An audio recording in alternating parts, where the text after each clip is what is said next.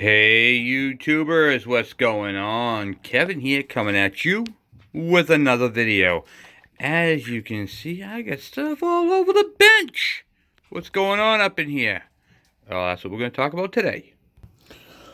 Okay, so I got you guys in the stand, and I am going to show you guys a cool tool that I use. This is brand new. My other one actually burnt out, so I had to get another one. And luckily for me, it's under warranty. So this is Mighty Vac. This is the one that I use. It's a Mighty Vac model MV 8500 Silverline Elite Automotive Kit. I've used this kit for, oh geez, got a part of 20 years, give or take.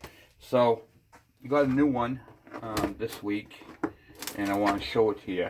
It's complete from A to Zinc. You can use this thing for bleeding brakes on cars and four-wheelers. It comes with 2 tubes. We're going to use one today. It has all the little fittings, all the little plugs and adapters. We're probably going to use one of those today for what I'm doing. Take the hose out. And of course the Mighty Vac itself. Now this thing right here is got, you can rotate the head all the way around the gauge. It does pressure and it does vacuum.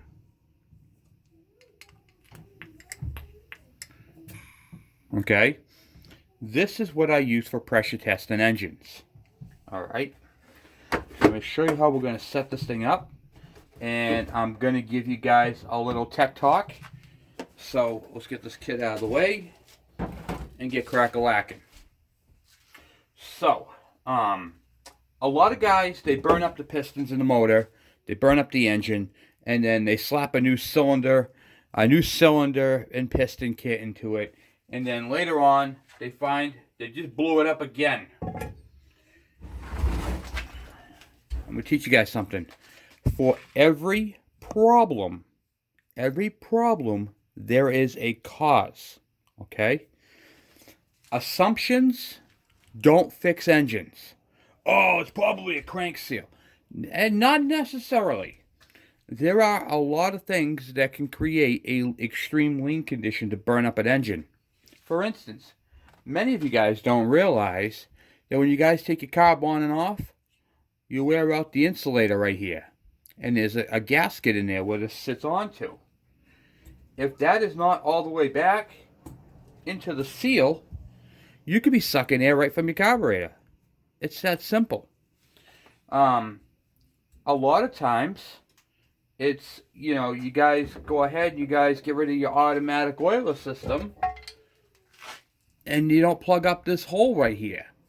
So now you're sucking air, which is right here, right through your intake. Okay? Now, I'm going to teach you guys how to pressure test an engine today. And this is really a must. If you don't do this, you're actually costing yourself money. Now, a lot of people seem to think that that this whole thing right here is the engine. Alright, let me get this so you guys can see what I'm doing here. That this whole thing is the engine. It's not. This is the transmission where your motor oil goes in, your 10W30. This is the 2-stroke where your 2-stroke mix goes. Do you see this wall right here? This wall divides the two separate things. That's engine and transmission into one case, but they're two different things. Here sits an 11 horsepower engine. Here sits a standard 5-speed transmission. So they are two completely different animals, okay? Engine side, transmission side, they are not the same. They're only connected through a couple of gears on the outside. Right here. This drives this right here, your clutch assembly, and that drives your transmission. That's the only place where they mate. Okay? So what we have in front of us is the KE102 engine. Same as the KM, the KDs, all of them. All the ones that we work on this channel. A little disclaimer, okay? I'm doing a pressure test on a rotary valve, not a reed valve, okay? Reed valve is slightly different, but there's 1,000 videos on YouTube on how to do that. We don't have those animals. We have rotary valve engines that nobody on YouTube works on. So that's why we do this channel, guys. All right. So, Kevin, one of my questions is, what are the tools that you use to pressure test an engine? Well, that is a great question. Obviously, my Mighty Vac there, that Mighty Vac kit, you're going to need one of those. And you can rent those at the auto parts store. You're going to need your flywheel puller, because you're going to need to remove your flywheel. And I'm going to tell you guys this. You can pressure test this engine two ways. One, without the clutch cover. And two, with the clutch cover. However, if there is a leak, you're going to have to remove this clutch cover. Alright? So if you don't really suspect a leak, you know, like I just want to check it to make sure, then you can leave the cover on. If not, you're going to have to pull your cover off. Alright, so the first things first, I'll show you guys the tools that I use and that I made. Okay? So I have a screw here. This is a 6mm screw and metric. And it's got a washer from an old oiler on there. This is just a washer from a banjo fitting for the oiler. Now you probably ask yourself, where's that go? That, I'm going to take the banjo fitting off here for your oil line, and this screws right into the spot here. If I can get it in with my big fat fingers. Okay, I'm going to screw that right down until it seats in there. Okay, so that's going to block off air coming out of that hole right there. Then I'm going to move over to the intake. And I have a plug that I made. It's just a cap. I found a cap and a clamp. This fits onto my intake. I'm going to put that on. And then I'm going to, what do you call it there? Tighten that up. With a clamp.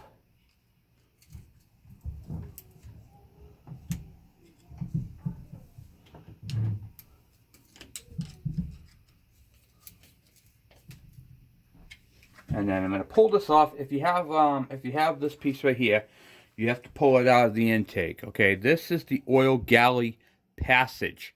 This goes from the banjo fitting on the front. If you look on the back side here, there's a little hole. That goes in there. So you have to block that off. Okay?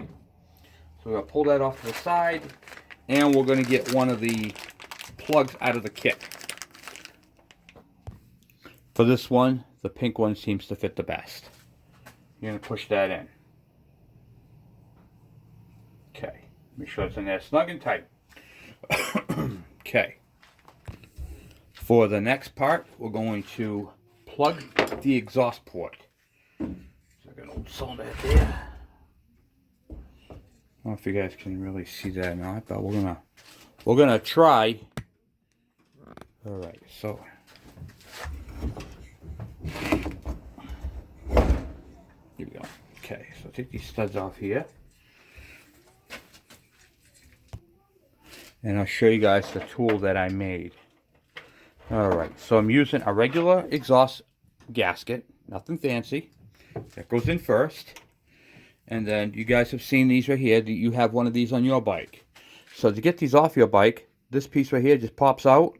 And then that's just a regular standard flange.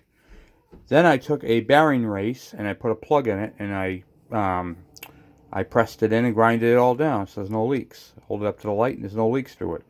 This plug right here is going to sit on the inside of that, and it's going to go up against the gasket and plug the hole. So I manufactured that. And it wasn't all that hard to do. It took me about 10 minutes to do. You just have to have a little bit of creativity. But you could plug it, you can use a cap of some sort. That's just going to plug the hole.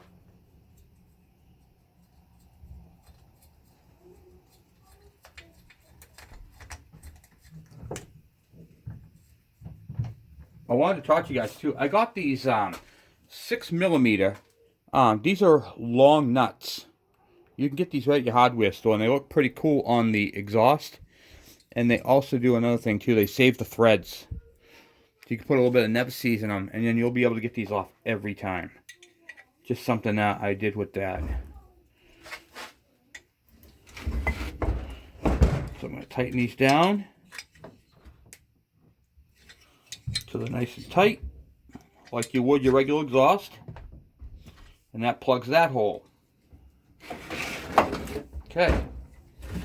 Now for the next step this is a Husqvarna tool.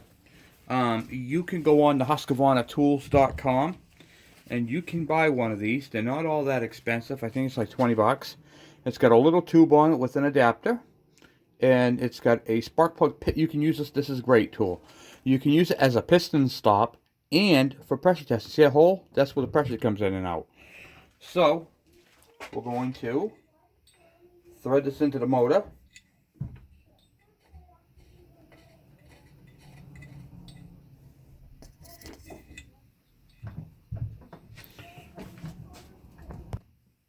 Okay, thread it into the motor and then take your hose, stick it onto your Mighty Vac hose, and up to your pressure tester. Okay. So what I like to do, I'm going to move you back a little bit, get you better in position. Now, there's two types of tests that you can do. You can do a vacuum and a pressure test. Okay? Now, since I'm not using the cover where I can plug the hole with a screw, I'm going to do a vacuum test first. Okay? What is the difference between a vacuum test? What results better than a vacuum or a pressure test? They both do the exact same thing. However, a pressure test is better than a vacuum test because you can just use a soap bottle right here and say you think it's leaking around the intake. You spray it and then it will all foam up. You'll see all the bubbles. So that's a pressure test. That's the best way to find with a pressure test. So what we're going to do, and we don't, another disclaimer is how much pressure do you put in? That's a great question. On the gauge, you don't want to put more than 9 psi in the engine. So as a safety zone, I always go to 7 psi. Now why not? Because if you go over 9, you could blow a seal. Just with your hand pump. Seriously, it's that critical. Alright, so pressure here, there's 5. So you just pump it up and it'll climb. And then, oh man, pressure or vacuum? Remember pressure. Okay. And then you got to fill the engine up with pressure, so you're going to be pumping for a little bit. Okay?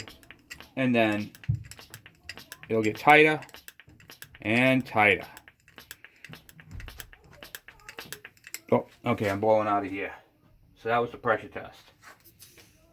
We're going to do a vacuum test. We're going to switch it over to vacuum, see if it'll pull it in. Here we go.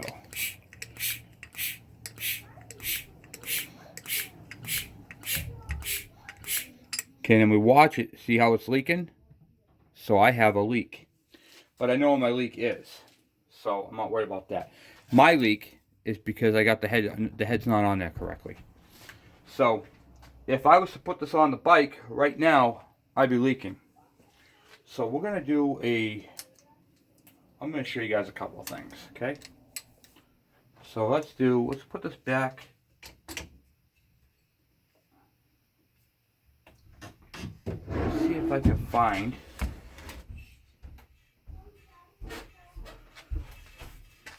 I'd like to show you guys a couple things, actually. Because they're pretty critical.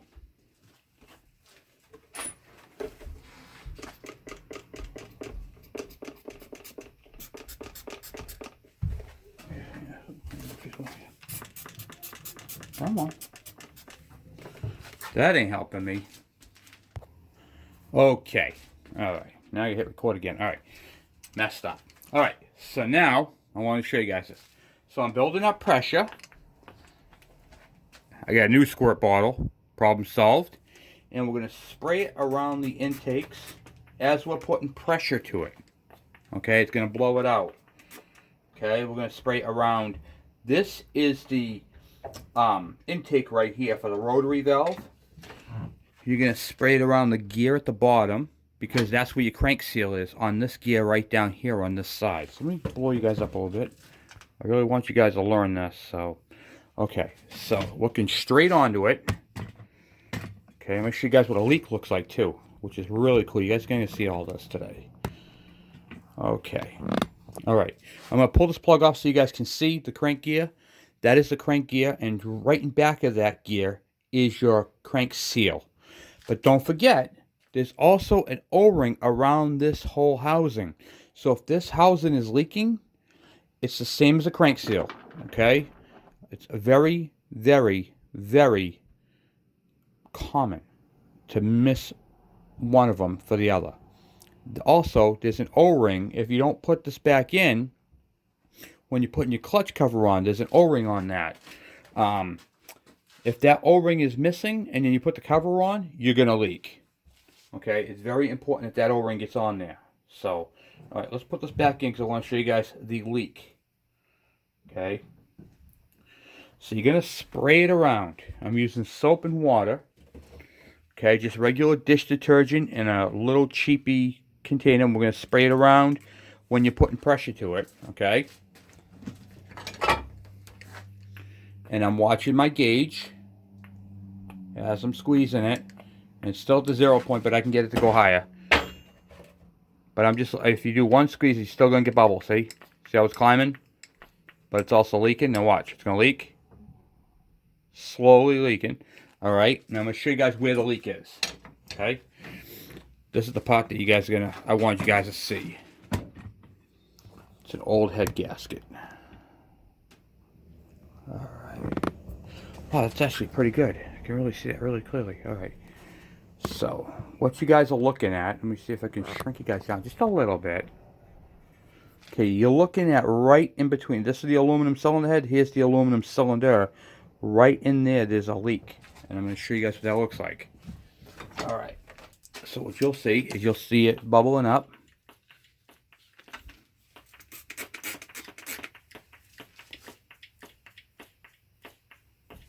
See all those little bubbles? That's the leak. That's where the head gasket's leaking.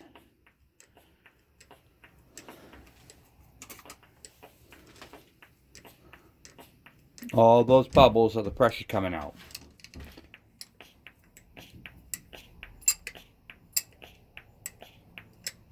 Pretty cool, huh, guys? See? Now you can really see the bubbles.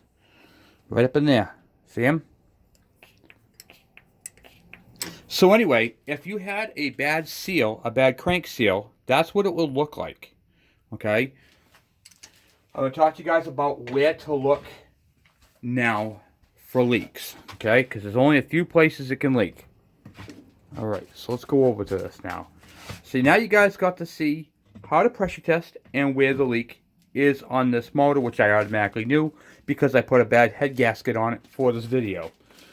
So, before I do any engine building, well, not before, but, well, yeah, you should do it before, but I typically replace all the seals anyway, so I do my pressure testing after. Pressure testing is better than vacuum testing because you can visually see the leak. Vacuum testing is a real quick way. If the engine's all complete, you can pull a vacuum on it and watch the gauge stay, and then you don't have to proceed with a pressure test because you don't have to spray water all over your motor.